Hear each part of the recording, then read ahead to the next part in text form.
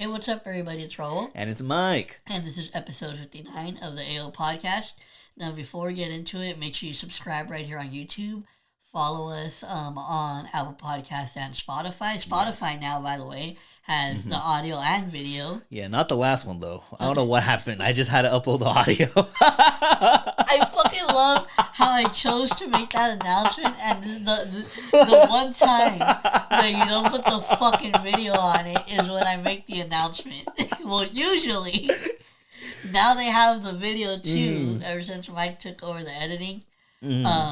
So aside from the last episode, all the make sure you tune into Spotify, because the Spotify should also have the video now too. And then follow Most us. of the audio is there except one episode, but and then follow us on all of our socials. Links for everything is down in the description, including the Letterboxd and the TikToks, because those are the ones.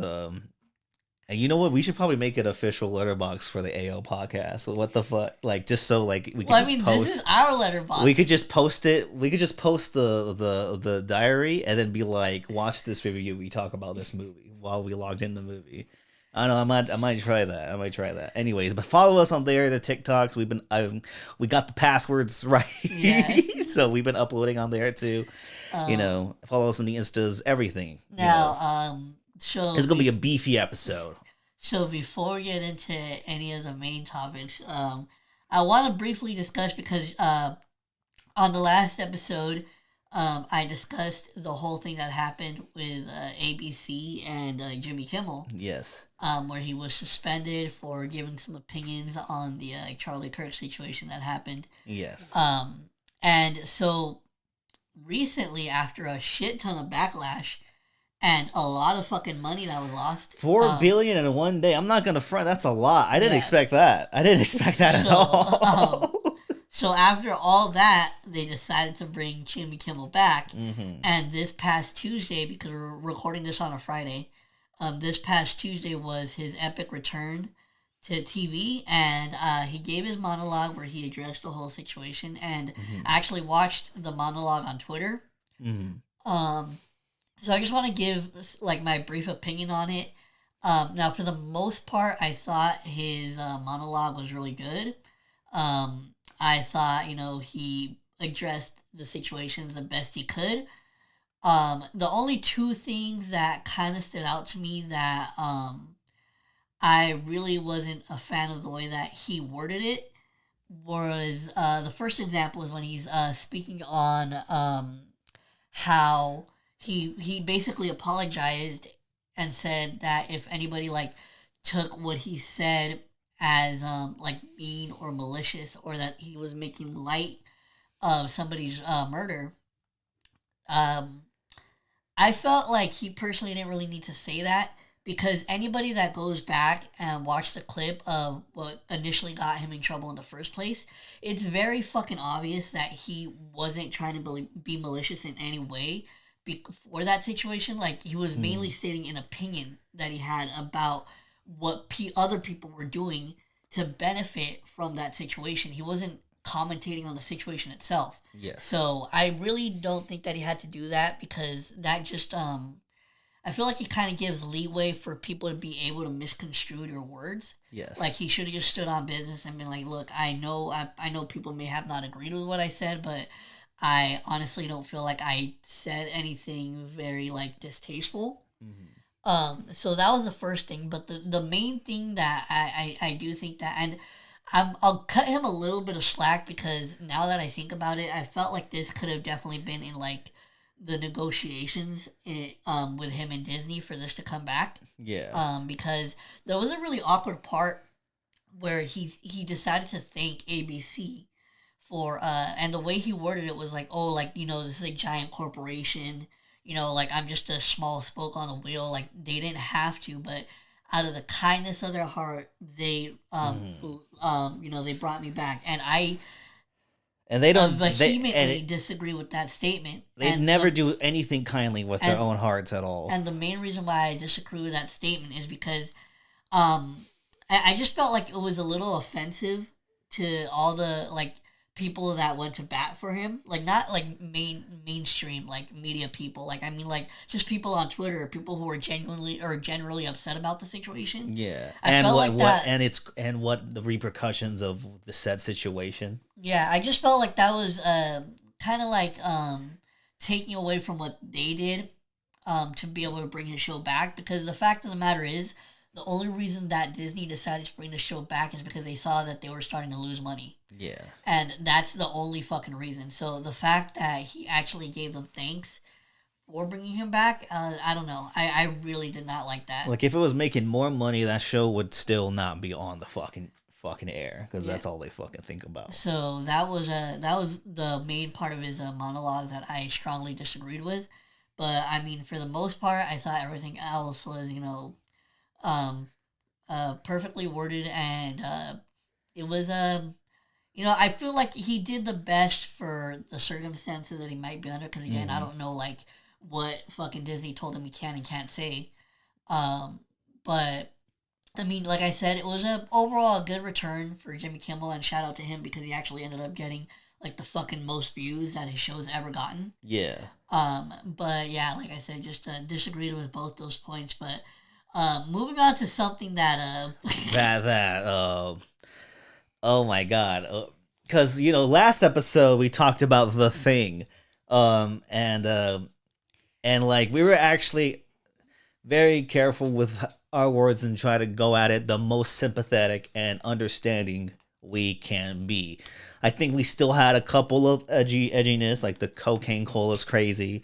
You forgetting your words is crazy. There's like funny. A lot, like so there was still moments of us in there, but we took it as lightly as possible. And our stances. You want to keep knowing our stances. Follow us on our socials and watch that episode. And mainly I think the thing we did do that on the last episode, even though it was pretty serious, I felt like we both were honest and respectful of how we genuinely felt about the situation. Yes. So I mean, now we're gonna talk about this. Now, so now we're speaking on the memorial, like the memorial as an event itself, because this was apparently a fucking event. Yeah, it's all This is we can't. Nothing can be joked about anymore. Like everyone's like the boys should just be canceled already because no satire is gonna catch what the fuck real life is going. This is the most I exploitive thing I've ever seen. When fucking Trump made that announcement that we're gonna speak on very in a minute. The thing that cracked me up, because I literally I clipped that and I put it on my story on Instagram, and I was like, dude, if you were to gather all the top comedy writers in the world and put them in one room, I genuinely don't think that they could recreate what the fuck is happening in real life. No, even South Park's trying really hard though. They're leading that shit on hand, but no, even just real life looking at it, it's like, what the fuck? So first off, every worst person in the world is at this fucking event, and not only that, apparently the shit is 9 hours. No, it's like I think the stream itself was 9 hours. I think the event was like 4.5. Even then, a 4.5 hour memorial is a really long fucking time. Now, one thing I want to say, because this is the only thing that I really, minus the Trump shit. Yeah. The only other thing that I saw from this memorial that I'm not gonna lie, cracked me. Tucker Carlson was there. Kyler Rittenhouse was there. It cracked me up mainly because I kept seeing fucking people tweet the same shit on Twitter. But it was when fucking Erica Kirk came onto the stage. They had all these little these pyro things set up, right? And it was kind of doing the whole little sparkler thing. Yeah. When she came out. And I think there was variations of this tweet, but essentially somebody tweeted that they're like imagine showing up to your husband's memorial with a WWE ass entrance.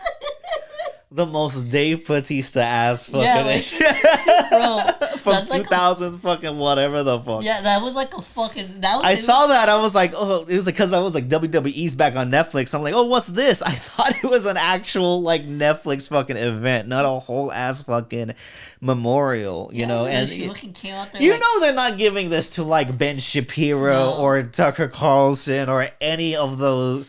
He low-key did win in the end because this is what he wanted to do and he succeeded not through his own talent. Somebody else had to come in and do it. But like, but like this is the if I was Kirk in wherever the fuck he is,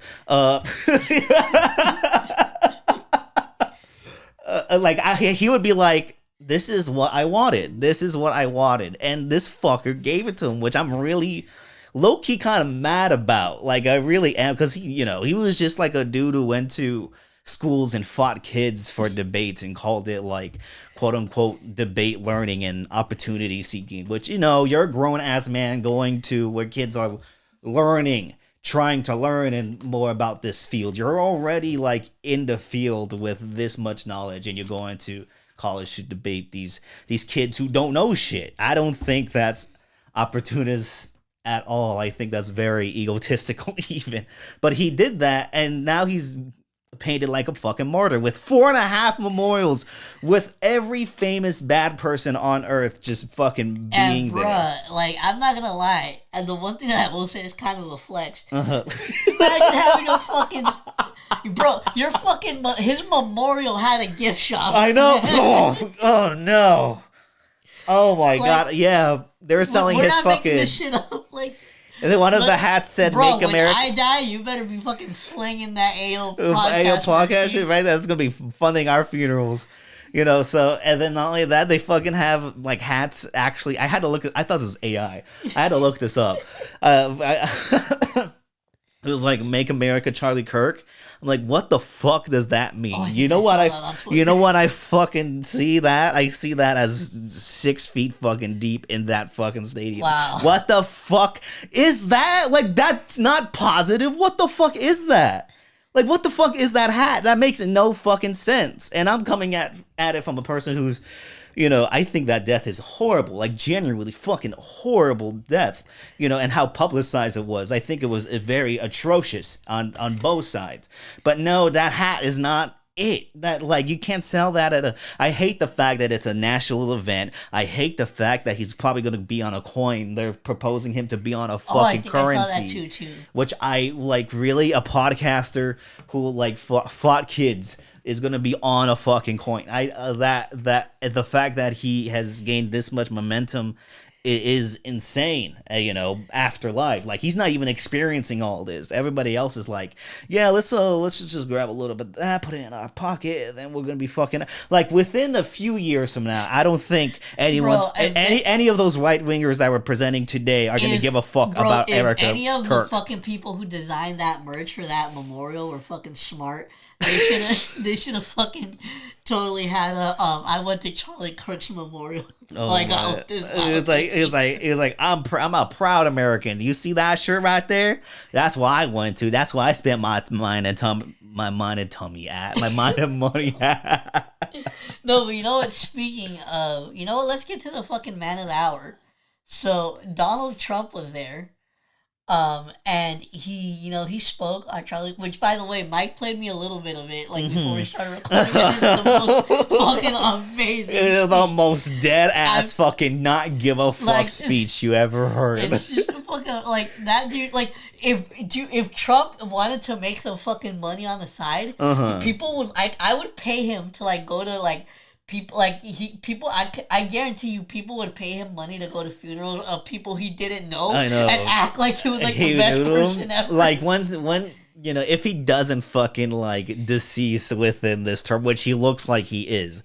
Like, this man looks unwell. Yeah, not gonna lie, he fucking looks like shit. He looks like Joe Biden, but maybe a little bit worse. It's, like, kind of like, remember how when Obama, like, when he first went in, he, like, looked all young and shit, and then by the end, he had, like, all fucking gray hair and shit. This is Trump, but, like, it's 2 terms, and not only that, he was already old as fuck when he ran for president the first time, so we just seen this man age just fucking horribly, and he's not giving a fuck. And he uses this platform to stage other fucking announcements, like it. He's like literally said he doesn't care. Like it's not even that's not even our like opinion. The interview where he's like, Charlie Kirk said there was never hate speech, and then Trump is dead ass like, well, he's not here now to say it or some shit like that.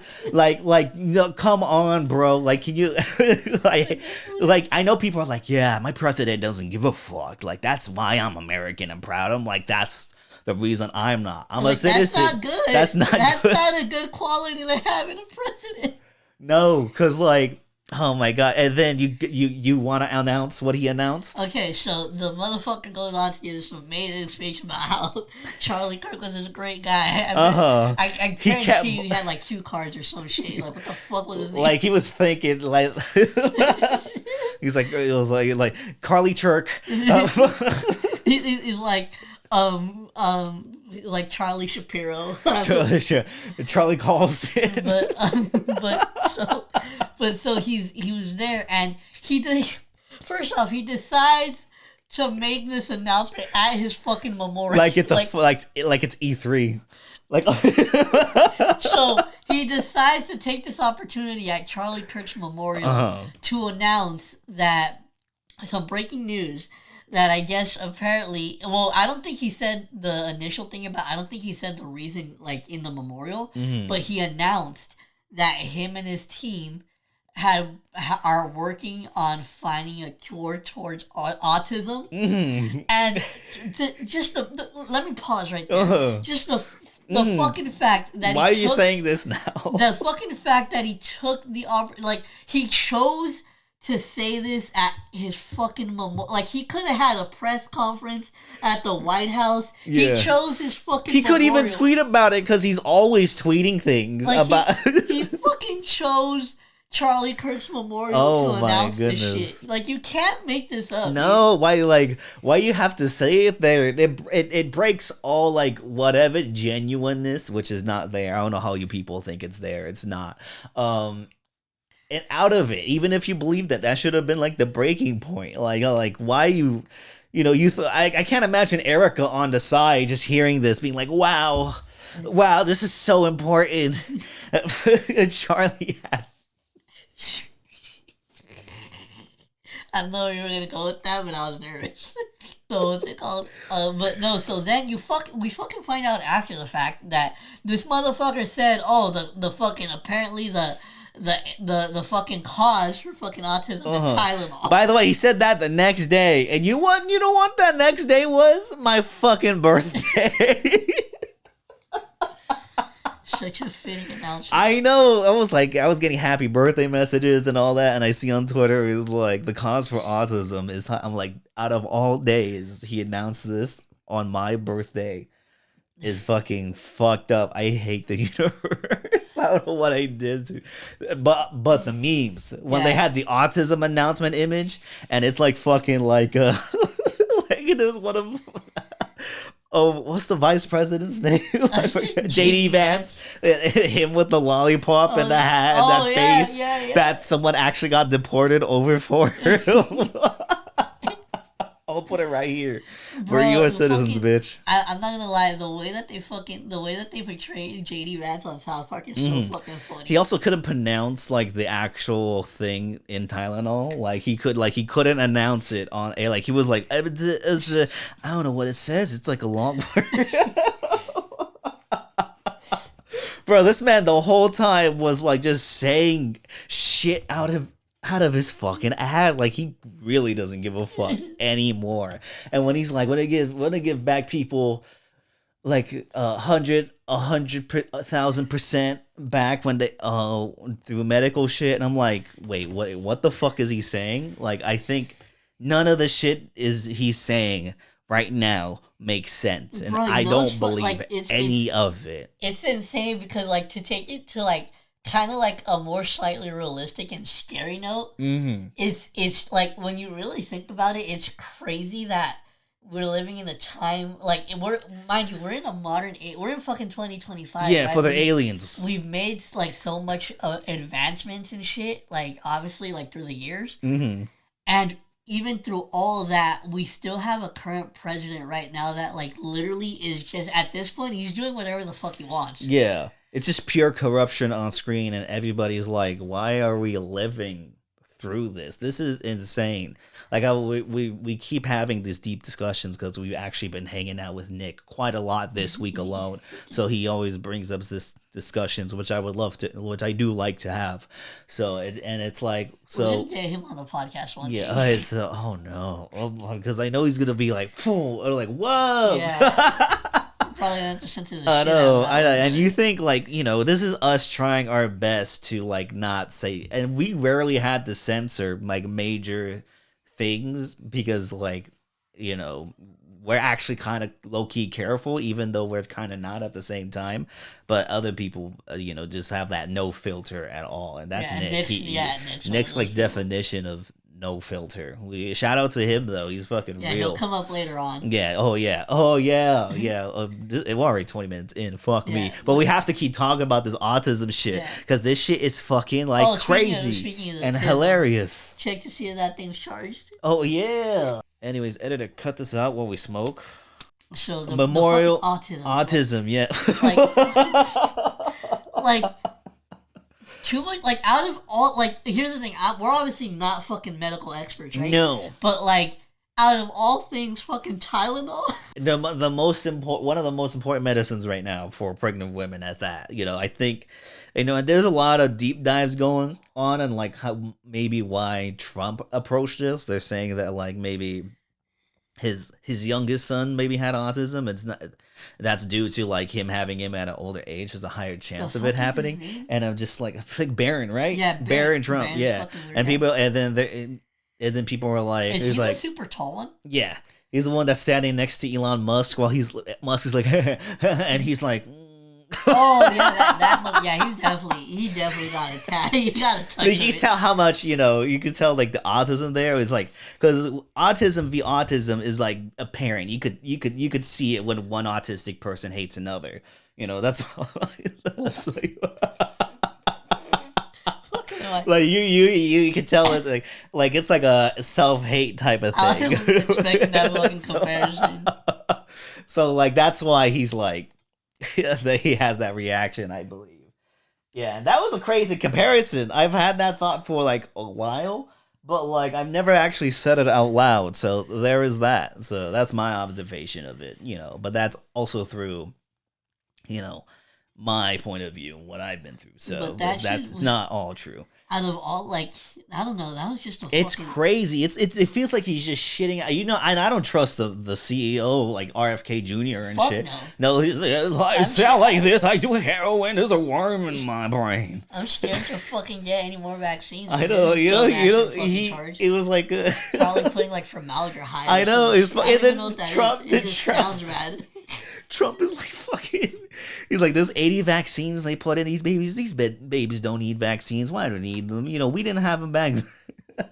I'm like, bro, most people died back then because motherfuckers like 2 days in, they're gone. 2 days into the world, they're fucking dead. Fucking diarrhea used to kill you. Imagine dying from fucking diarrhea. No, I can't. I would be dying every day.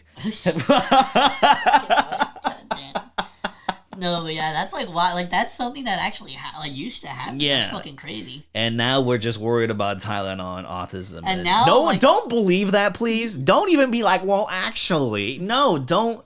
That's bullshit. Oh, wait, don't believe it. I had to point this out because I saw it the other day. But for anybody who has been on Netflix in the last couple of years, you'll remember that there was a really popular show that came out a while back, which by the way, random fact, one day when fucking Rob came over, we just randomly binge watched that show, like for no apparent reason. Which one? There was a show that was really popular on Netflix called Love on the Spectrum. Oh yeah, oh yeah. And I still don't know why the fuck. Like literally, I just put it on, and me and Rob just started fucking watching. Listen, man, you just But there was a guy on there. I forgot his name, but he the only reason I saw this because I guess TMZ reposted it. But it's a guy who was featured on the show who has autism, and he was basically like giving his opinion on the whole Donald Trump announcement and how he thought it was BS. Yeah. But no, that's just a random thing that I remembered. But that one was funny because it reminded me of that show. Yeah, not the show. Is a cute, funny. You know, it's a cute show. Yeah, it's an actual cute fucking show. I know we're on this podcast. You might think otherwise. Go back to the Death of Slim Shady review to see if you want to cancel us. But like the show, we do recommend the show. Gave them the exact episode. We do. And it would be for an Eminem review where we kind of like break loose a little. Yeah. But like, no, cute show. But like, this whole autism thing's crazy. And you know, I'm pretty sure I've said it, and I think you could tell. I am someone autistic on the spectrum. So you know, and it happened on my birthday, so like I don't know, it felt more personal. It felt more vindictive. I really got mad. I really got mad at fate. Bro, Trump really sent a stray at you. I know. I just like, I was my birthday. I'm playing Borderlands 4 for fucking 12 hours straight, bro. I was living, and then he said that ruined my fucking day. I hate it. I hate life. I hate America. But we love doing this podcast, and you know what else we could talk about on this podcast? Right. Motherfucking hanging out. By the way, my birthday week has been actually very productive because I've just been seeing you guys the last few days. Like, so speaking of that, so this whole like, cause okay, for those of you who don't know, like, me and Mike like usually try to meet up once a week to record the podcast. Yeah. But we've literally hung out basically all this week. Yeah. Because not only that, because at first we went to Rob's place and his internet wasn't working, so he came up with his DVDs of American Pie. Because we were supposed to watch Female Trouble. Yeah, that was the day we were supposed to watch Female Trouble, but his internet wasn't working, so we watched. We tried to watch the first American Pie. And then that DVD wasn't working. That DVD wasn't working. It had some funny scenes, though. I'm like, oh yeah, the pale ale scene. Yeah, yes, I do remember that. Yes, nostalgia. Yes. And then, but the second one was working, which we watched that randomly as fuck. Yeah. You know, but like, I like it more than the first one. I think it has more funny moments. You know, I like, and I think it's the fact that it's in college and not high school. The champagne scene was my favorite. Yeah, the champagne scene is class. You see all these scenes. He's like, yeah, these are all like. You know, you see these in other shit too. It's like, wow, this is like this comedy did lay the pathway of like that raunchy comeback of that. The American Pie and Scary Movie basically launched a comeback of that really raunchy, lowbrow comedy. I think the thing that like surprised me the most is how fucking Rob, I guess, apparently was telling us that he was watching these movies at like 7 years old. Oh my god, that's horrible. But to be fair, I'm pretty sure I saw the first one when I was like around like 9 or 10, sadly. But like I used to stay up and watch Comedy Central and like their late night movies that like were uncensored. No, That's I think like I want to say around that age I was like fucking watching like Freddy vs. Jason. Yeah, you know, so I was watching the South Park movie and American Pie would come up from time to time. Pretty sure I was watching South Park too. And I'm just like, I fucking hate American Pie. I want to watch South Park. Like, and I still, like, I don't like the franchise in the whole, but I do like the second one the most, I guess. Because Finch is the best character and is probably the hottest character in the fucking, those first two movies. Especially that second one where he's talking about holding the orgasm for a year. That shit was really... So yeah, Finch is my favorite. And Nick was there. Yeah, and Nick was there as well. So we've been hanging out with Nick a lot, you know, because we wanted to show him Female Trouble. I think this is the most I've hung out with Nick in a week. Yeah, so it's crazy, you know, and we did hang out with him for a while either. Yeah. You know, and then now we're like all constantly seeing him. Well, actually, no, I had hung out with him maybe like a few weeks ago because I hung out with him.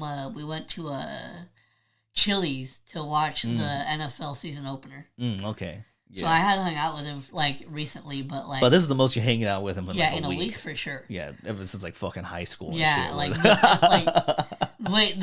what I was gonna say. I'm so glad I remembered. But so we were waiting for Rob because when we got to Rob's house, he was like still working on his car. Mm-hmm. So we wanted to smoke, so like we ended up going to Rob's backyard. Yeah. Now Rob's backyard is like connected right to a house. Yeah. And there's like a wood fence like separating the two, right? Mm-hmm. And the funniest shit. So it's me, you, and Nick in the backyard, and we're smoking. We're talking about Bush and Katrina. And by the way.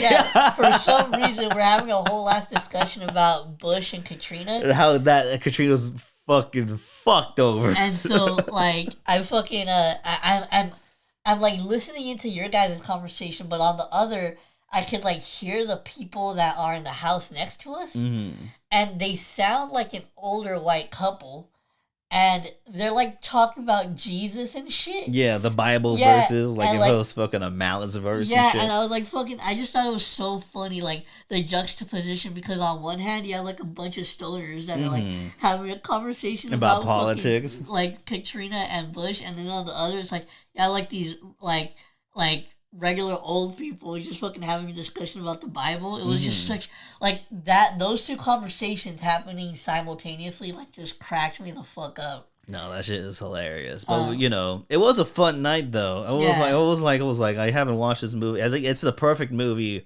It's such a boys movie. It's a perfect immature juvenile boys movie. yeah. Not to mention his friends walked in at like the worst scene. Oh yeah, so It his was it friend, was it was during the lesbian scene. yeah, so it was his friend. No, it was his friend and his girlfriend and his girlfriend, Hmm. and they just fucking walk in with like girls with their titties out. Yeah, like one of them, and it's the unrated version too. And I was like, Why is this scene going on for this fucking long?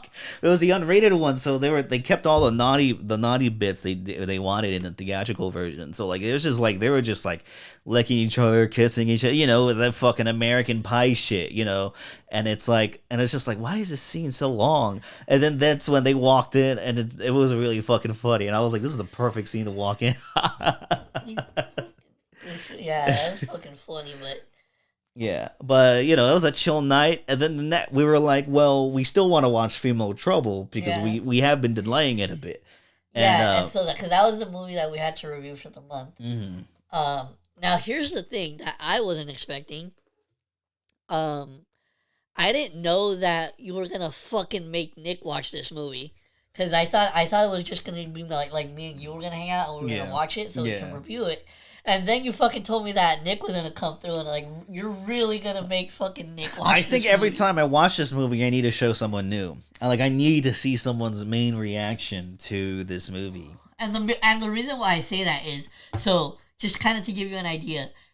If this movie was like um if this like particular movie is not like necessarily in my wheelhouse, this movie is like not even on fucking Nick's planet. Like literally, like Nick would have never have seen this movie if it wasn't for fucking you, and I'm sure of that.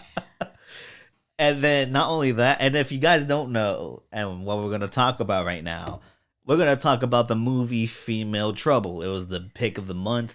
Written, directed, it, co-edited, produced, and filmed by the one and only John Waters, who you didn't even realize was in Seed and Chucky. Yeah, like that's what I was gonna say because I was like, that name sounds really fucking familiar, Mhm. and it turns out it's the dude that gets his like gets acid thrown on his face and fucking see the Chucky. Which is a good homage to this Yeah. fucking movie as well. And you were like, oh shit. So that means the Seed of Chucky people love this. A lot of horror movie directors and comedy writers love this fucking movie. Because it's both like so horrific and gruesome and gross and gnarly. You know what's But funny? I used the to main watch the main part of it is it's fucking funny. You know what's crazy? Real quick on that see the Chucky thing because I just remembered now that Hmm. we're talking about it. I remember when I used to visit Mexico a lot back in the day when I was a kid. Mm. One of my aunt's houses had fucking like they had like the good cable, Yeah. so they had like all the channels. And I remember I used to go over there, and for some reason, the one movie that I would always be playing was See the Chucky. Yeah. And so I'm pretty sure I know that movie in English and Spanish. That's how fucking. And I bet that shit's funny as fucking Yeah, I Spanish need too. to watch it in Spanish. Yeah, Again. I think we should. I Yeah. think we should. But like, back to Female Trouble, and going back to because I've watched this movie before. 3 times. I've in a three week. times in 1 week because it made me jaw drop that hard. Like I could not believe anything that I was seeing on this fucking movie, and I was like, I need to show it to you, Rob, Luis, and I've showed it to a few, also a few other people that were like, "Can you turn? 40 minutes in, turn it off, please. Can you just turn it off?" Just and now, but it's been 4 years since I've last seen it, which is crazy. And I did- haven't seen it since she showed me the first time, which was Yes. years ago now. Yes, it will be also 4 years. And we decided, I decided I was like, after Fateful Findings, I need to put in another movie that I'm like, oh, I know I know what's gonna piss Raul so off.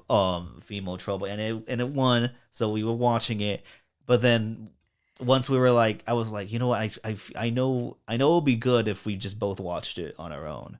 But I want to have somebody else new, or at least another person by our side. But out of all people, you chose fucking Nick. He was down. He was he was down. He was like, yeah, sure. And I'm like, cool, an innocent victim. That is nice. All right, we're ready to go. We're ready to go. And you got here. We played it, and oh my god, this movie's Nick, so fucking good. I'm gonna say this this. movie like, is so fucking good, bro. For me, what made this like watching this movie for me was just getting. Because here's the thing, like I said, it's gonna even though. Granted, what I will say is that aside from that one fucking scene, and you know which one, that was the only thing that I actually remembered from this movie. I like legit had I don't think I remember anything else from it. So it was kind of almost like me watching it again for the first time. Yeah. But the best part about this experience for me was watching fucking Nick's reaction. Yeah, because like you said, I try to be eclectic with my movies, especially with what I show. If it's a movie, I'm pretty sure people seen it, and yeah, sure, I'll put it on. But like, especially in your wheelhouse, especially in Nick's wheelhouse, like it's just like I feel like these are movies that you could. I feel like because like it takes me back, and I'm gonna get a little more deep. Sorry, but it takes me back to when you first showed me fucking Wrong Turn 6. Just like it just takes me back. It's like this is what our friendship is going to be. Just showing each other these fucking crazy ass fucking movies. Yeah, that's a throwback with the fucking 7-Eleven. With the it's the only thing we could fucking afford and shit. So you showed me that movie, and I was like, this is the establishment of how our friendship is gonna be. Old lady gets shot with the arrow in the hallway. I think that's my favorite death in that movie. Yeah, I don't remember the fuck out of that movie. Bro, so that's like my favorite death scene in that franchise. No, that shit is fuck. I don't remember anything from that fucking movie. But like I should add that. Yeah, I was gonna say you should add that, but we could do that later. But yeah, I'm gonna probably do that. And as soon as I watched this movie, I was like, yo, I need to show this immediately to the homies. Because, like, I think even the homies know, like, that when I want to show a movie, it's going to be, like, some outlandish shit. It's going to be some crazy shit. It's going to be some shit that I'm going to try to make you remember and stuff. And you can't forget about the fact that you forgot most of the movie is insane. But you do remember that one scene. Yeah, I do. And not only that, this is Nick's first time. Bro, he was all over the fucking place. Yeah, like literally this. I legit think this movie made him question his own fucking like his whole life. This movie cracked Nick. This is a fuck. Like, you know how badly it cracked him? He literally fucking told us after the movie was done, he's like, I think I have to journal this. Like, that's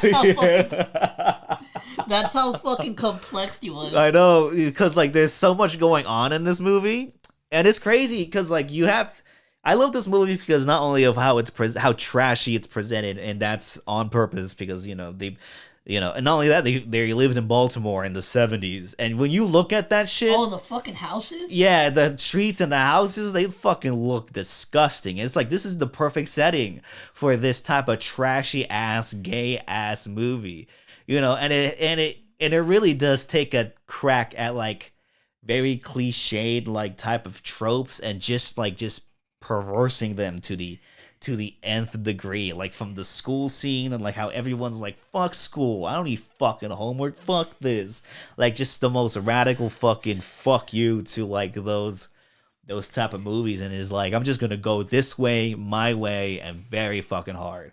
And like holy shit, like, and each scene of this movie I could like describe in how perfect it is.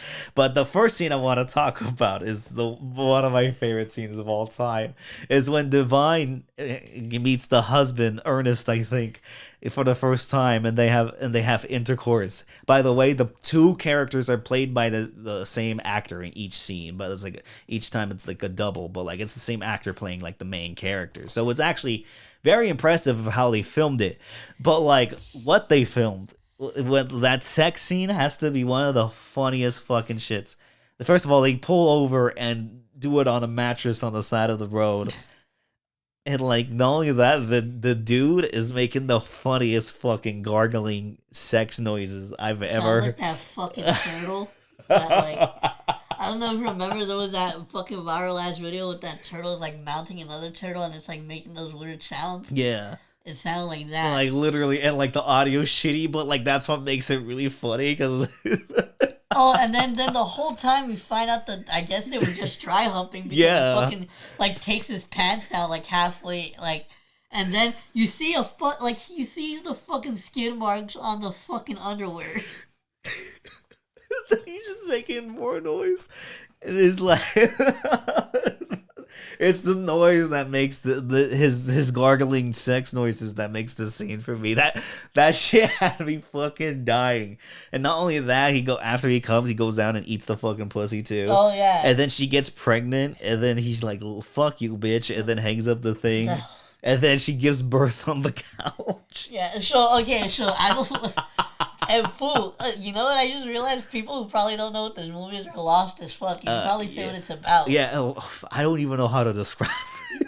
Okay, it's about a woman going through life. Yeah, we follow basically a woman's life, like her Dawn journey. Davenport, and basically going through her life and her trials and tribulations. You know, and she has a kid. She has boyfriends that one of the boyfriends is fucking Gator, one of our favorite fucking characters of all time. Gator is the funniest. I will give it that. Gator is like the funniest fucking name ever. Because they have this whole thing in the movie where like, it's his grandma, right? Yeah. His grandma His mom, wants him to be gay. Yeah. He's like, I wish he was such a Nelly. Like the dialogue in this movie is, despite the trash aesthetics, it's fucking smart, it's witty, it knows what it is, and it's fucking hilarious. And it embraces it, and it goes for the extreme. And like, yeah, that's a main side plot where the mom wants Gator to be fucking gay as shit. And then he ends up with Dawn Davenport, and then like he turns out he does, he wants to do things to other things. And then like the first shot that you remember happens. Yeah. And it not only you already see him. Also, not only that, but that shot also introduced me to, I think, who was probably my favorite character in this movie, which is the fucking daughter. The daughter, because the way that actress like portrays her, I don't fucking. Like the dress thing, like the thing the movements that she keeps making with her fucking dress, like her skirts, like that's the thing that like always fucking that's the thing that I remember from her character. Like I don't know, that whole character was just like, it was like, and that was. It makes the story somehow, the trashiness makes the story somehow more engaging. Because, like you said, you kind of don't know where the fuck it's going. Yeah. Like, it goes to a point, and then not only that, it shows, like, the shot of a close-up of Gator's penis, and it goes from him being naked to a deliberate... Which is the shit that I remember, unfortunately, because I remember the first time I was watching this, I was like, why the fuck... You shocked. You were like, you gasped out loud. I remember that. Mm-hmm. And Rob was like, I was going to point out there was a penis there, but the movie did it itself. And it does it again way later in a very horrific. I know I'm skipping around, but like that scene, I don't think we should talk about, but that scene that comes up later with the daughter and the dad, and any other movie, it'll be the most horrifying thing to ever. It probably is still the most horrifying thing to some people, but like that's the way that those actors do it makes it so fucking funny. It's and again with another fucking unnecessary close up like dick shot. Yeah, and like I just why. It's necessary for the story. No, it's not. You need to know where it is, and it's so small too.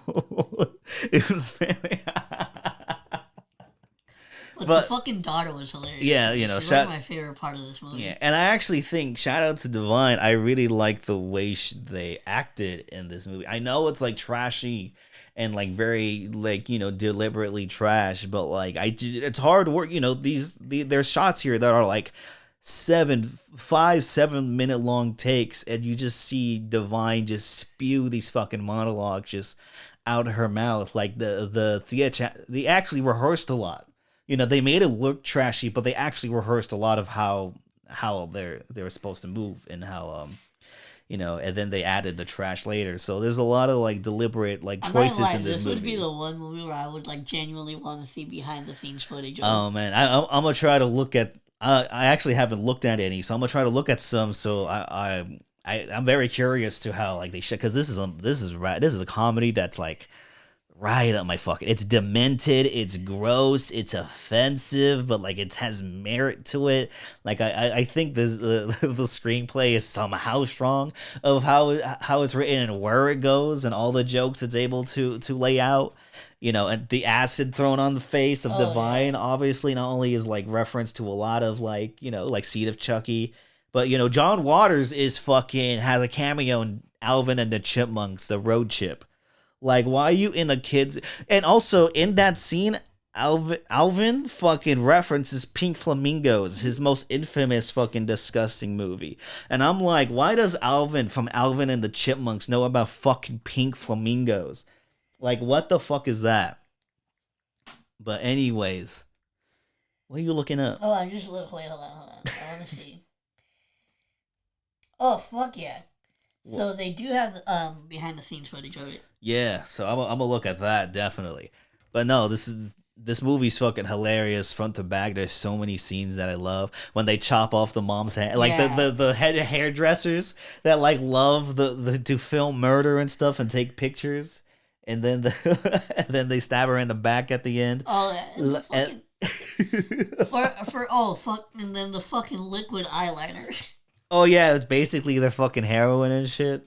And like she does this whole show at the end, she shoots at the audience, and then the cops come in, and then the cops shoot at the audience. Oh yeah.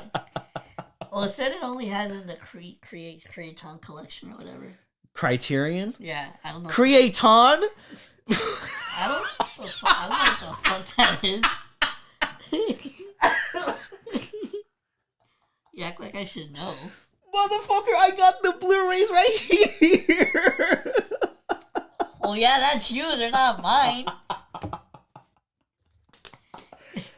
Criterion. Oh my goodness. You're the first person I've ever met to pronounce it like that. The Criterion. That's like a fucking Autobot. Criterion, roll out. Do you have that version of the movie? No, huh? No, I have not. Got. I should though. When there's a sale, I'm gonna definitely get that fucking movie. But one of my other favorite scenes is I'll just do this real quickly. Is like they both come at the end. Is when she's swimming across the river, and it's the actor actually swimming across the thing. It was like, oh shit. It was like that actually, and that it takes a lot to like just go in a river and swim because it's cold, it's messy, it's like gross, it's like and it's Baltimore, so that shit's not fucking clean. So the acting things they actually do, I really do commend, and I do like it. When she finally gets to the other side, there's just the cops right there. Yeah, and it's a whole long shot, and the punchline is just fucking worth it. And then the ending where like she's in jail, she's getting all these bitches, and like she's fucking like, and then she gets electrocuted, and says thank you guys for and then Nick put it in a way. First of all, he made two references to this movie, and he compared. His references that he compared this movie to are like kind of insanely like accurate. Like I never thought it's both like he compared it to the book version of Breakfast at Tiffany's, which I never would have expected. I have to look it up. I have to see if someone has made that comparison before because that shit is insane. But also it makes sense. The next statement that he said is like this character is just like a female Joker, and I'm like. That is the perfect way to describe this main character in the movie. Like, she's doing all these horrific things. Calling her daughter the R word and that, like, the doctors told her that. To beat you daily? That shit was fucking wild, dude. And, like, going out with these shitty men and being shitty to these men also. And also being shitty to, like, when they kidnapped the mom and torture. He was like, I got you a hook. Had a fucking hook. Yeah, he was like, I don't give a fuck about this hook. Like, I love how just straightforward mean, but, like, the aesthetic just matches everything. Where, like, it kind of, like, lightens the tone of all this, like, mean darkness, like, because, like, imagine like an alternate universe where this is a story taken seriously. It'd be fucking horrifying, but like it's horrifying still, but it's like so entertaining as fuck. And then like I just think that's it. I just think this movie has so much, somehow heart in it, to and passion in it, but to make something so outlandish and obscene. And John Waters is very known for that, but he's also known for like making Serial Mom and fucking the original Hairspray. Like, this is the director of the original Hairspray fucking movie. He wrote and directed that, which is just a way different movie than this fucking movie. So, and I think this is just a flat out comedic masterpiece. And one of the best things, one of the most, and it's so gay, like it's so fucking gay, but like it's so fucking raunchy, it's so fucking out there, and I think even with its trashiness, I think its script is strong. The actors are very entertaining, and I fucking will watch this even more, and especially with Raul in the future. I don't, but no, yeah. So, but moving on to another fucking movie. Well, what's your rating? I'm giving it a 9 out of 10. I fucking love this movie. This is one of the. This is gonna be a first for the podcast, but I'm actually gonna have to still sit with it because as somebody, I love that. As somebody who just because granted, while you may say it is my second time watching it, like I stated earlier, I didn't remember basically anything from this movie, so it's kind of just like if I watched it for the first time recently. So I still kind of have to process my feelings on that. Yeah, and because this movie confuses you, huh? Yeah. But it makes you laugh, though, huh? I mean, it is funny. It's just it's like a really funny movie, but it's a funny movie that I don't know if I would ever watch again, like on my own. It is a movie that you best watch with other people, and especially other people who haven't seen it. Yeah, because it's funnier. It's funnier too if you're somebody who has seen it. Like, you kind of know what to expect versus somebody that doesn't know what they're in for. But, like, yeah, I've seen this movie 3 times, like, in a 1 week. You think I know everything about this movie. No, there's scenes in here that just made me bust out laughing again, that I completely forgot. And I really, I know this is probably torturous to you and complex for you, because this movie's like a fucking like a Rorschach test to you of like how you feel within the time. It definitely was for Nick. Nick was thinking about the entire universe after he watched this movie. I wonder when he journaled. But he said he had fun with it. He said he literally said, "I'm a sick motherfucker." So so I did like this, and I did think it was funny. And I'm like, I'm glad Nick liked this fucking movie. That's fucking dope as fuck. I'm really happy, and I think it made for not only a great time with the homies, but also a good review as well. I'm a big us up on that. So, because I really like this movie, 9 out of 10. A flaw, I think, dude, it is a little tiny bit too long, just a little too long. But even with it's an hour 37 minutes, I feel like it could have been an hour 32, an hour 30. It just, but shit, at least it wasn't as well. I mean, it didn't feel that long, but it wasn't as long as the next movie.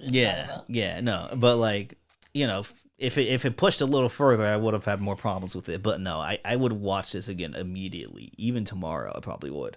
So I love this movie. Raul has complex feelings about it, but what we both fucking loved and watched yesterday night, featuring Nick again. Featuring Nick, because our homie Rob was supposed to go, but he had to work in his car. So I was like, "Fuck, who else can we go with?" I was like, "Fucking Nick again." And then Nick was free. He was like, "Yeah, sure." I'm just like, he's really down for anything. He's really fucking down for anything. That's Nick, bro. That's like one of Nick's key qualities. And then so we watched yesterday, the motherfucking new Paul Thomas Anderson movie, fucking One Battle After Another, which has been getting crazy hype within the film world the last few weeks. And we watched it yesterday because I really wanted to watch this. This was my most anticipated movie of the fucking year. It's like I was hyped ever since this was announced last year. I've been the fucking hype for this fucking shit. Because it's, Paul Thomas Anderson. And you might not know a lot of his movies. You've seen Boogie Nights, I've heard. Yeah, Boogie Nights Yeah, is fucking great. yeah, Boogie Nights, but he's made some of my favorite movies. There Will Be Blood, The Master, Boogie Nights, Phantom Thread. All those movies are fucking masterpieces and very important to me as a wee lad and even now as a grown adult. And to see this movie in theaters in IMAX, You know, fucking uncompromised vision that I fucking adored.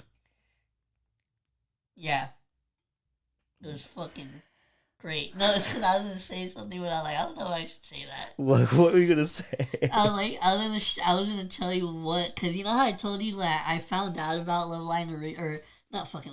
I found out about Boogie Nights originally because of Love Line.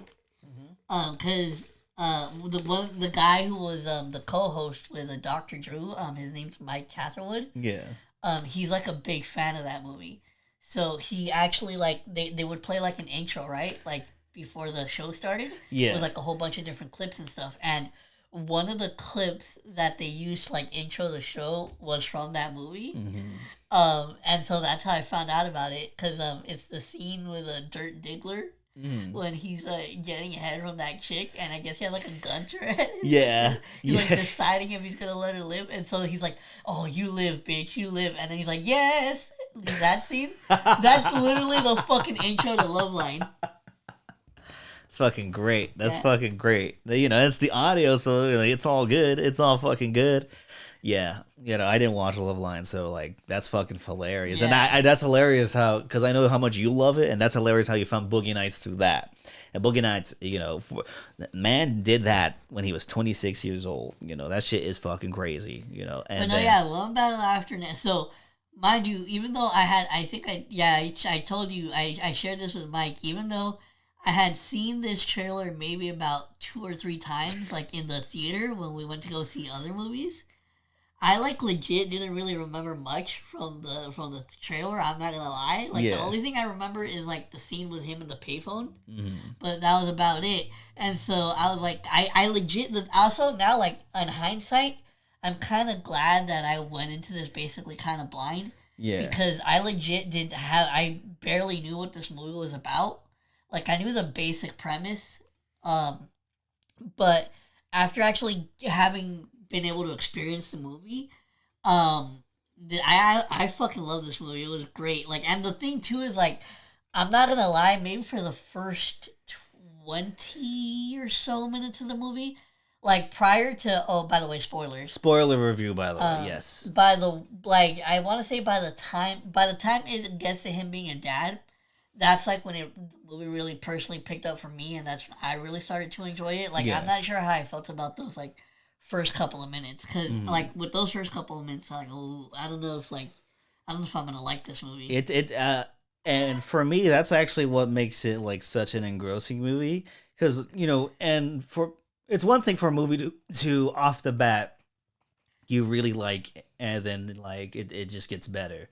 But like for here, I was thinking the same thing. I'm like, where the fuck is this movie going? But also like that's kind of low key the best type of movies too, where it's like I don't know, a movie got me questioning, but it gives me answers later. Like it you just have to delve deep a bit for the movie to kick in. I mean, I disagree with that point, but like because I was like very engrossed with it. But like that being said, I was like, where the fuck is this going? But where it goes is one of the most adventurous times I've had in the theater in quite some time. I fucking really love this movie. I love how it looks. I love the ensemble. Was very Mexican. That's also a major thing we're gonna go into. That's something that I was not expecting, like at all. The Mexican shit in here, and how it's such an epic fucking movie. There's so many characters, so many things happening. Like, and since we're following DiCaprio as a dad, and also like the other French 75 team members, but also his daughter, but also this racist sergeant, general, whatever the fuck, played by Sean Penn, who gives one of the most goofiest, craziest, but greatest performances of the year. this year. Like what he's basically fucking racist Popeye in this Yeah. fucking movie, and it's fucking every minute when he does the Bro, the shit he kept doing with his fucking lips. I don't know if you like how his lips kept fucking twitching. yeah. Man just went full fucking in on like just the most crazy, ridiculous. Because honestly, like every minute was like it's like because like this is how fucking RJK whatever the fuck Junior fucking looks to me. This is what he, especially when it gets his shotgun face blown out. But I love the acting. I think this movie's action is great when the action hits, it never stops. I think one of our, if not our favorite scenes of the movie is that 40-minute like riot protest scene where also it's like the cops getting all the people fucking arrested. Oh no, I think for me, like that scene was fucking great. It was great because not only that's when the movie got the most Mexican, Yeah. because you see not only the struggles of like what the average like person trying to make a better life has to deal with, but also it's integrated. It essentially mirrored what's like happening today with ICE and everything. Yeah, so it's like it's straight up just like a pure reflection of the times we're living in right now, which for a big budget blockbuster movie is really fucking hard to do. Like just an average movie, funded to make that the purpose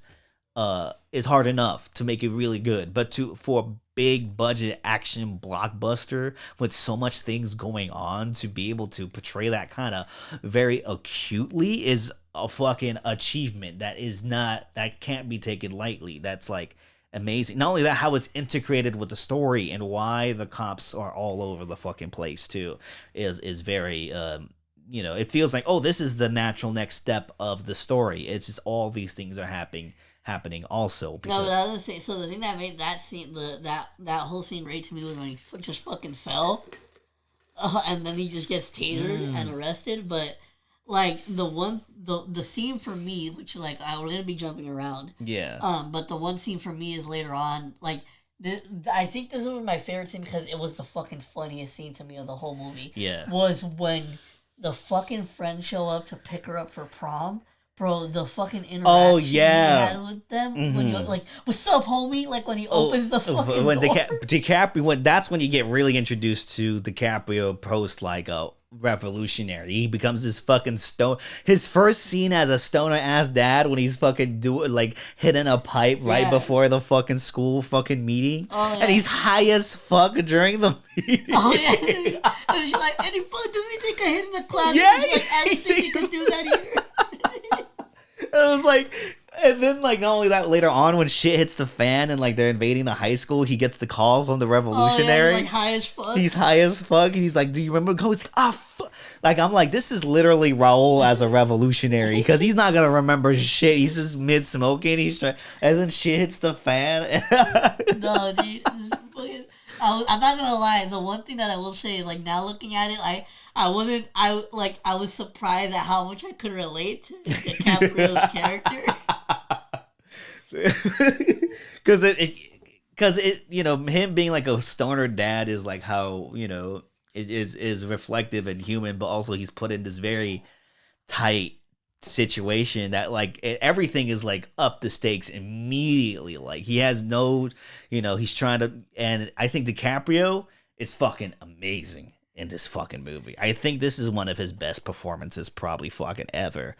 I think, and that's saying a lot because I think he has a lot of great performances, but I think when he's down to earth human, but also just so extraordinary with his vocals and expressions, like especially when he's making the phone call to the thing again, to the revolutionaries again, and then that's when he gets really funny, when he gets really angry and over the top. Wait, I want to go back to the door scene though, because when he fucking grabbed the dude who knocked, he's like, "You fucking do it, you gonna fucking do the same, you gonna fucking burn down your house." Like that shit was fucking funny, dude. No, the way he was like that aggressive and paranoid but it's also like relatable because like we have paranoid parents. I feel so like I think it's just very relatable to just witness and like and the humanity in that. I think at its core, it really is like the core and the heart of this movie is the father daughter story. You know, Leonardo DiCaprio and Chase Infinity, both not only great as just like dynamic duo, but they each hold their fucking own. And everybody in this movie is fucking amazing. We talked about Sean Penn. Tiana Taylor is fucking incredible as like the mom that, you know, and her arc at the beginning is fucking crazy, especially how it ends with the chase scene. Yeah. That chase scene was fucking intense as fuck, because because it's so like laid out, and it's usually like you could tell when like a chase scene in Hollywood is like just an average chase scene just to make it look like it's intense. It feels like the camera's just following them, and like just them like on the street like going through all this shit, and then the helicopter footage as well going down. It makes it so like where they're right there, we're in the point of view of everybody trying to chase them. And not only that, so I think the action in this movie and the dialogue in this movie is hilarious, especially when it's like, the answer. What's my favorite pussy? Mexican heroin. Yeah, that shit was fucking funny. That thing cracked Nick up, because I heard him. And not only that, throughout this movie's long. It's 2 hours and 40 minutes, which daunts Raul all the time, but it goes by so fucking fast. It goes quick, especially that riot protest scene. Fucking goes fast as fuck, and it shows, and that's why we say it's most Mexican. That's what because that shows not only the community but the humor and the humanity that people, because we live next to people. We are that people for that matter. So it's like it was like.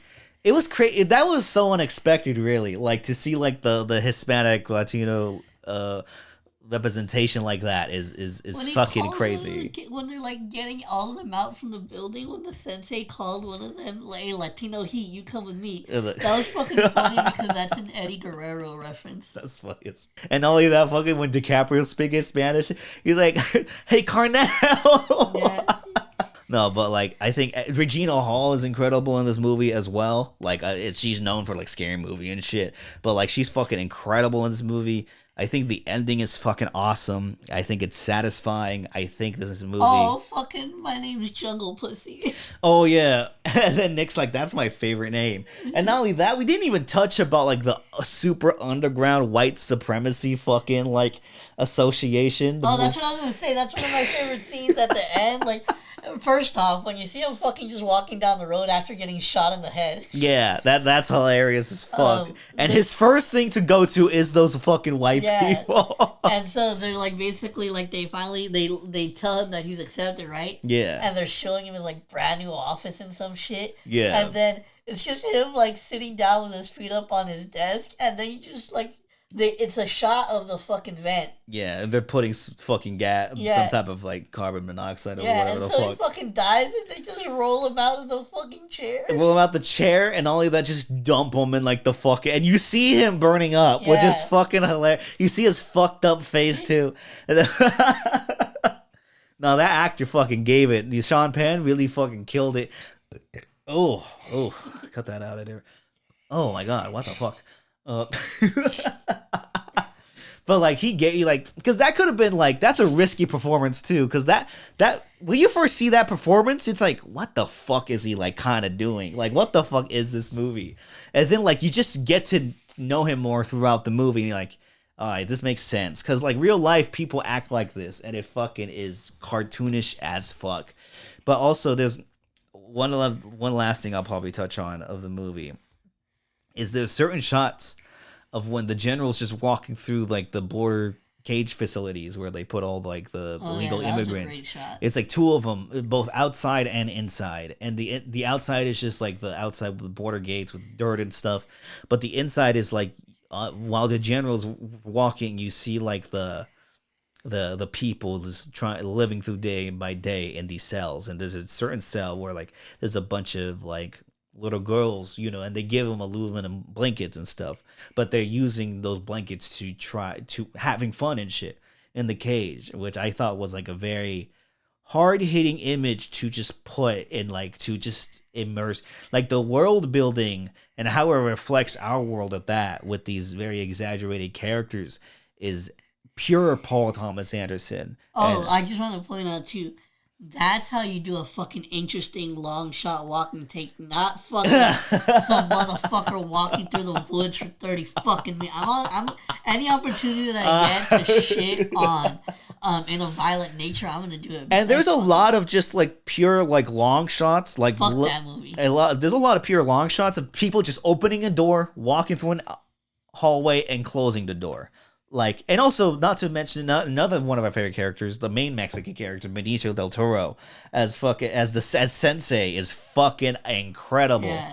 You know, I thought everybody in this movie gives it 110%, and I love the fucking score. I love the fucking music in this movie, both the soundtrack and the score composed by Johnny Greenwood, and I know people are like, Sinners, it might win score of the year. I don't know. I think it might be this fucking movie. I think this score for this movie might fucking win.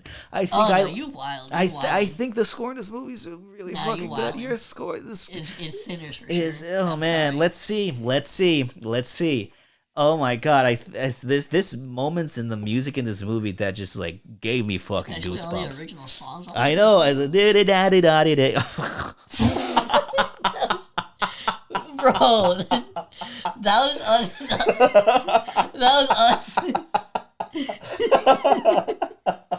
was so unnecessarily racist. The white but people. I hate that I knew the exactly white people. What The white song people. It's fine. I knew exactly what song you were talking about.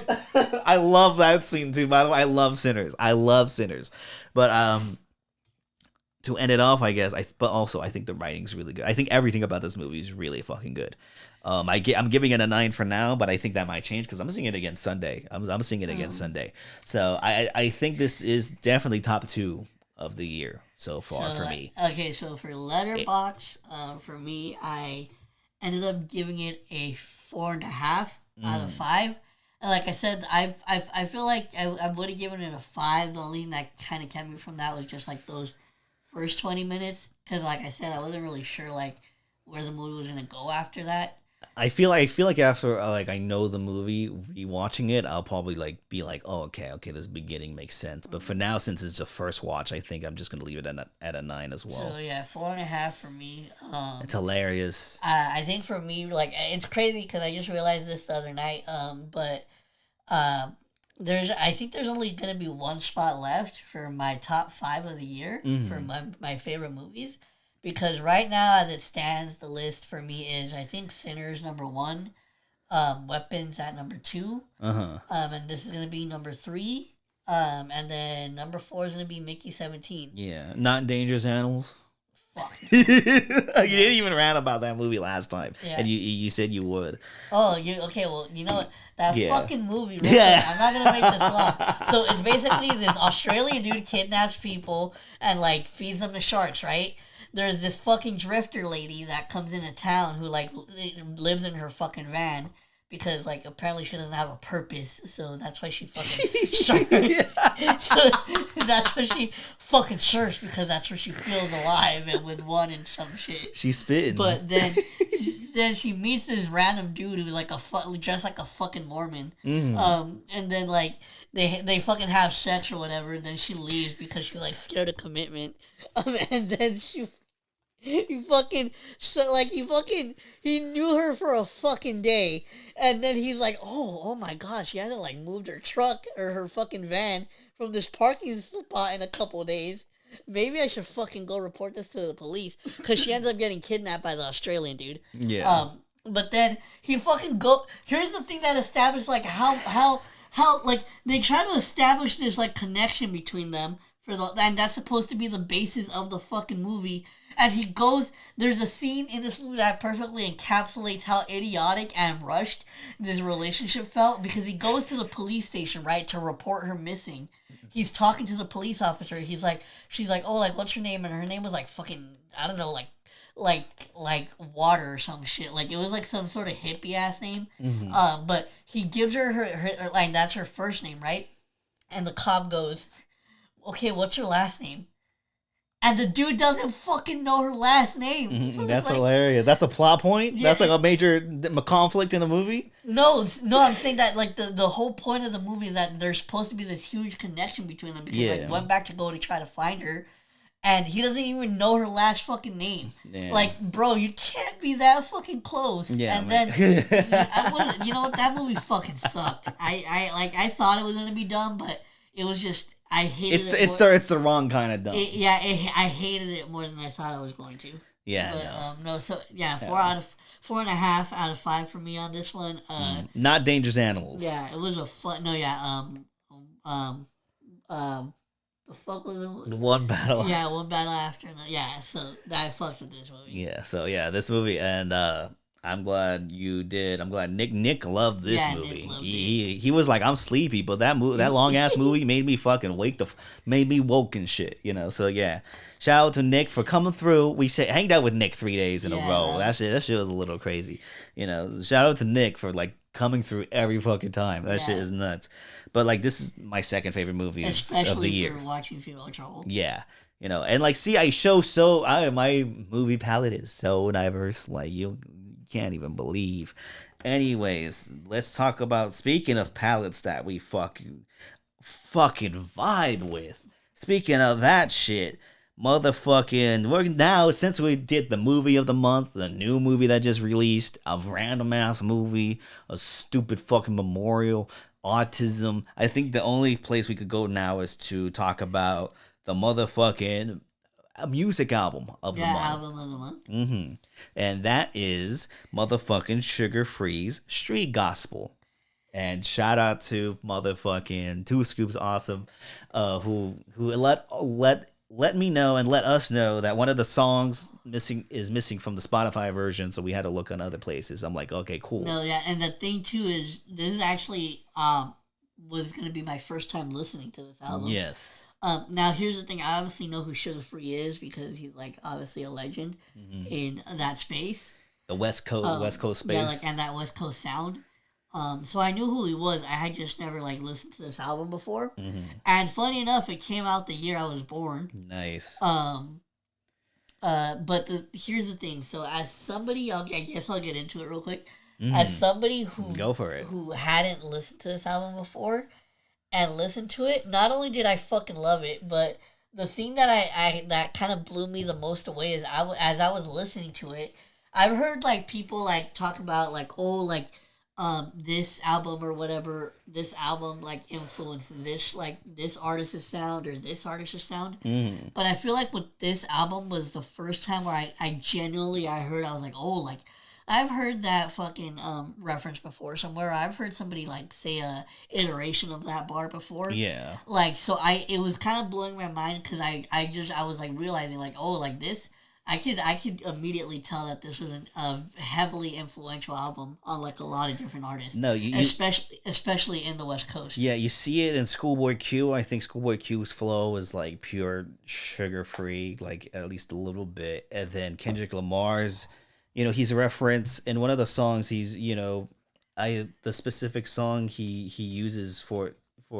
There's a flow in one of the songs he uses for "You Ain't Gotta Lie to Kick It." Yeah, that's what I was gonna say. That was the one that I noticed too. Yeah, in the mouth, really though. Yeah, that was crazy. That was crazy to find out too. When I heard the Sugar Free say it, I was like, oh, that's where Kendrick got that from. And also, like, even Tyler the Creator's last album is like you hear this shit in the "Don't Tap the Glass" heavy, and you know what? Also, you hear. Motherfucking DJ Quick on the production, who's one of the most underrated and biggest pioneers in the West Coast sound in all of hip hop. Like we wouldn't have, even with Dre, we wouldn't have the West Coast sound it would be without fucking DJ fucking Quick. And not only that, DJ Quick also helped with fucking most of the production for All Eyes on Me. So it's like DJ Quick is like already in his solo shit, his shit he works on other people, uncredited sadly. And not only that, this fucking album, which is like such a good mesh between like Sugar Free's nonchalant, crazy butter fucking flows. Some of the most unique flows I've ever heard in rap come from this fucking album. And the thing too, the thing that I want to say is the fucking, so after we get past the intro, the first fucking track, Why You Bullshitting. Now, that shit fucking cracked me up because not only is it a dope ass song, but I want to say, and the thing, and I'm gonna need your help for those of you who are watching this on YouTube. If you know a fucking song, because and the thing that's like making me mad is I'm pretty sure it's a song that I've like listened to at least 1,000 times now, but for some reason I can't remember the name. Yeah. But if you if you know the name of the song I'm talking about, make sure you leave it down in the comments. But I want to say it was a YG song where he has some features on there, because I know that one of the features, like they reference that, like because they end the verse with "Why you bullshitting," and so I was like, oh, so that's where they got that from. Yeah, no, it's everywhere. It's embedded. Yeah. Like both the sound and the flows are like embedded in West Coast shit, and like Pomona legend too, very very close to us. You know? And this I mean, I first heard this album in like 2018, 2020. And every other year I replay this fucking album. I think this album's just so fucking smooth. I think for its runtime, it goes by really fucking fast. And not only that, I think this is what you found out too. It's fucking funny. Yeah, it's fucking fun. It's legit like, you can have my bitch Heather. Yeah, you can have he's like, that like this fucking. What do you? Oh, by the way. This album has by far, like, Lil Wayne doesn't have shit on what I just fucking listened to. When I heard this motherfucker describe the interior of a car as this fucking jerked off nut color is fucking the funniest. Jerk off nut color is the fucking craziest, like, a description of a car interior I've ever heard in my fucking life. One of the bars, I forgot it was Wild Bullshit or fucking I'd rather give you my bitch. But like it's one of the lines was fucking like she got a job at the sperm bank, but they fired her for drinking on the job.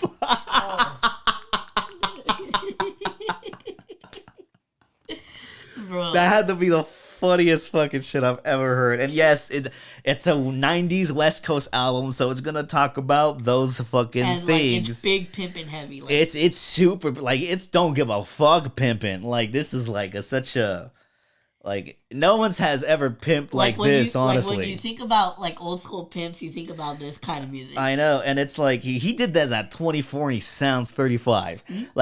It's like that life really, you know, and he reflects that life through this fucking music. And it sounds, you know, and I'm pretty sure, like, he's lived this life, you know. In the 90s especially, you either have to, like, do it or, like, don't say it. By the way he talks. You don't say it, you know. But, like, here it's just, like, it's fucking great. And it's like fucking sometimes raw, and even with the rawness, you know, it's not even necessarily how he raps, but just the songs themselves. Like we were talking about in the car, the "I Want to Go Home" County Jail song, where it's just like where it's literally just him tapping on the table and talking about his county jail days. Yeah, you know? And that was just. And the thing that I liked about immersive. that is, the thing that I really liked about that is how,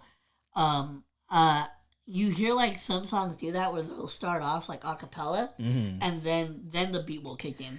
I like how they kept this like all a cappella, just him like basically like making a beat on the table. Yeah, and table interlude they do the same thing. Like it's a very like much like a reflective of the environment he had to go through, and these beats are fucking crazy. Just within Why You Bullshit and I'd Rather Give You My Bitch, and one of my favorite fucking beats in this fucking album that's not on fucking Spotify, which is sad as fuck, but is this fucking Dodo and a Skunk. That beat is fucking one of the smoothest West Coast beats I've ever fucking heard in my fucking life. Like, I fucking love that beat, and I love all the beats on this fucking album, and this album is so fucking hilarious as well.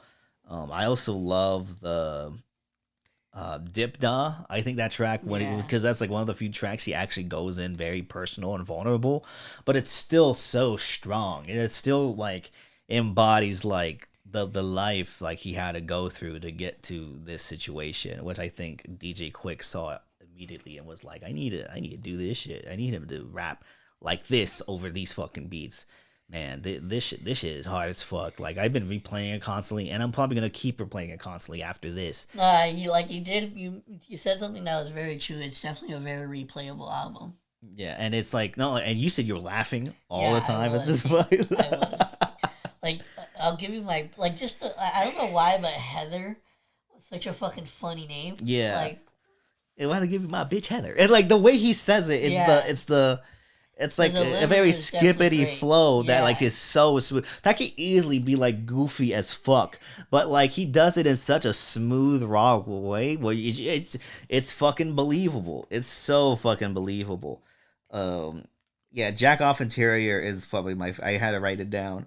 And, I'd rather give you my bitch is like the funniest chorus of all time. yeah. Also, and it's so catchy too. Like his choruses are catchy as fuck. Like they're so like you keep replaying them because if you don't play them, your mind is still gonna replay them anyways. So, is there anything else you want to talk about? Or No, I'll just say that like this is definitely if people were to say that if this was a classic album, I wouldn't argue. I honestly wouldn't argue that point because of how like just realize like actually finally listening to it and seeing how influential it actually was. yeah, no, and it, it's still influential, I think, and because like this sound is still in, especially in the West Coast, this is still fucking in, and he's still like a admired goat to this day, and this album, is amazing. And shout out to Two Scoops. This is his favorite motherfucking awesome. This is his favorite rap album of all time, basically. No, I can see why. Like this is a funny ass fucking album. And shout out to him who I think I heard of this album before, but like since like once we started following each other, like I once I played it again, I was like, oh man, I think I liked it, but I think I was really sleeping on this. I fucking love the shit out of it now. I will always replay it from time to time. I really love this album. No, yeah, definitely. I think I'm giving it a 10 out of 10. I really fucking like this album. I really fucking love this album. I can definitely see myself going back to this album pretty frequently. Yeah, this is such a funny fucking album. All right, is there anything else? Well, I guess to wrap it up, since we just did since now we've gotten. Oh, we gotta do the spinnies. Yeah, that's what I was gonna say. So now since we've finally gotten the spinnies, I'm stupid. Ow. Since we got through the album of the month and the movie of the month for the month of September, and obviously this might be our last episode until October. Yeah. We got prep those horror movies. Yeah, we do. So we're gonna be doing the wheel for both album and movie of the month for next month now. Mm-hmm. So let's go ahead and get ready. So make sure you stay tuned because the album and the movie that we get are gonna be what we review for next month. Yes. So do you want to start off with album or movie? Let's do album.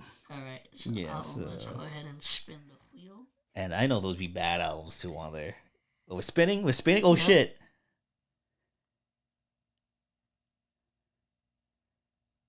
What is it? What is it? No! Fuck! Oh no! Oh, Mind you, this is Mike's pick. Why'd I pick that? I don't know. No! It's stupid, so what No! are we listen We're to? gonna be listening to AGR, the click. No! No!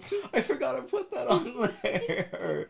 No! Oh, you're gonna hate me. You're gonna fucking I have no idea what I'm in for with that. You're gonna fucking hate me. Oh no! Oh no! Oh no! You're fine, dude. What did you do? I feel like Oppenheimer. That's a fucking wild ass comparison. Jesus Christ. Alright, so you heard it here first. That's gonna be the album that we review for next month. Oh man. I now, think that's what the title. I just saw it, but I completely forgot because my trauma's kicking in. Let's go ahead and do the movie of next month. Yes. What will the movie be?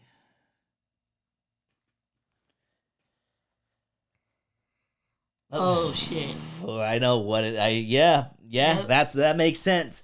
We're gonna be watching Drake's biography, Malibu's Most Yep. Wanted, for the next month. I'm not gonna lie. When I was spinning it, it almost fucking on wrong. It almost landed on Wrong Turn 6. I really wish it did. Oh man, that shit is hilarious. That shit is fucking hilarious. But no, we're gonna watch that.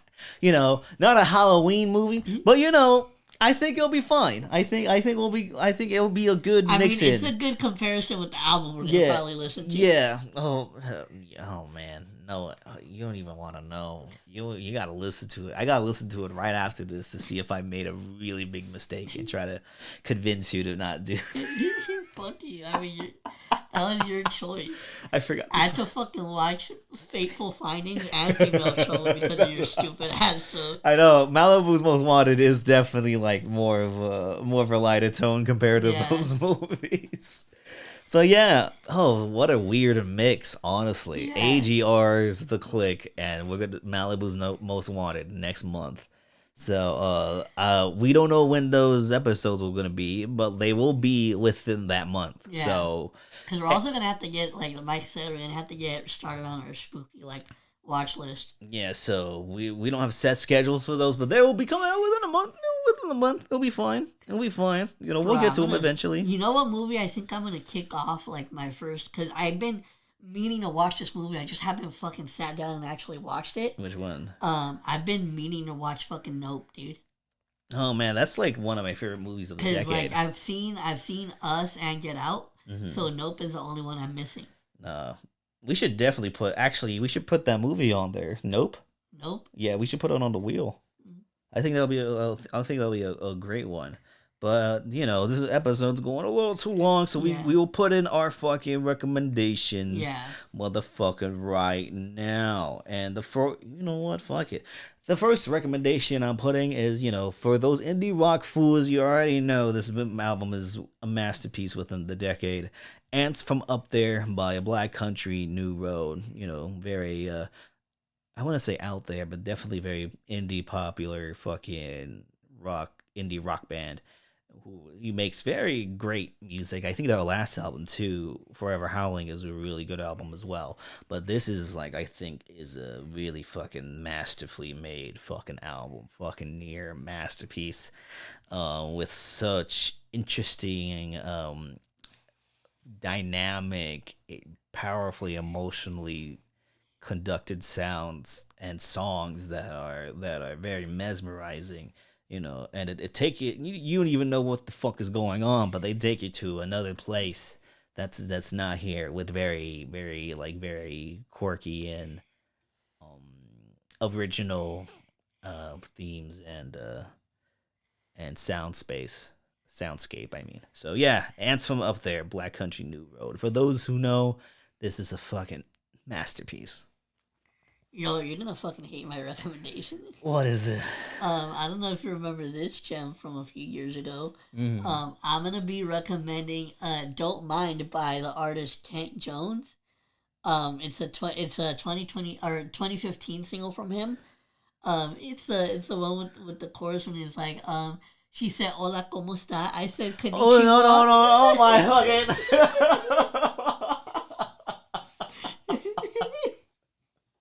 Bro, oh my! You've been playing that? Yeah. Oh my god, bro! Come on, leave that in the past, bro. I legit just fucking remember that song the other day because it came on one of my shuffles when I was listening to music on YouTube Music. That's crazy. On your shuffles is crazy. Yeah. That's on your playlist. No, it's not. It wasn't. Well, it is now, but it wasn't then. It was just a random shuffle, to a random song. Yeah. And I hadn't heard it in a long ass fucking time. Bro, this fucking chorus is so stupid, but it's so funny. Stupid ass chorus. She said, "Hola, ¿cómo está?" I said, "Konnichiwa." That is the stupidest chorus I've ever heard, probably in my fucking life. Yeah. So that's my. But that's your recommendation. Yeah, my recommendation is great, Don't Mind by fucking Kent great. Jones. If you want fucking bullshit, there you fucking go.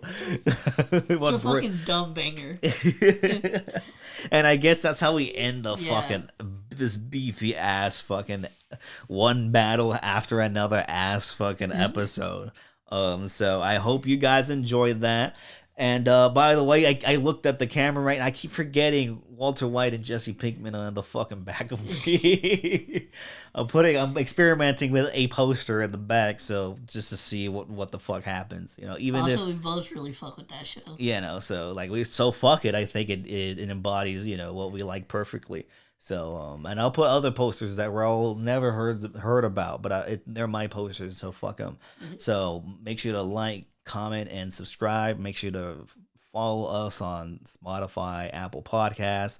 Make sure you follow us on our own socials, and that includes TikTok. Also, again, I don't think I said this in a while, Letterboxd. but our old the handles for our own socials are in the description, or they're in the bio of our Instagram. Yes. And like we also have the link tree there, so it can not only link you to a podcast, but also you could do research and just find us. Yeah. You could just do it, motherfucker. Like the link for everything is in the description, so you just go there. Yeah, just you're a fucking grown ass man. Fucking do your own fucking work. You fucking lazy piece of shit. All right, make sure you like, comment, subscribe. That should be the end of the episode, and so I we'll see you all in the next one. Peace. Hola, ¿cómo está?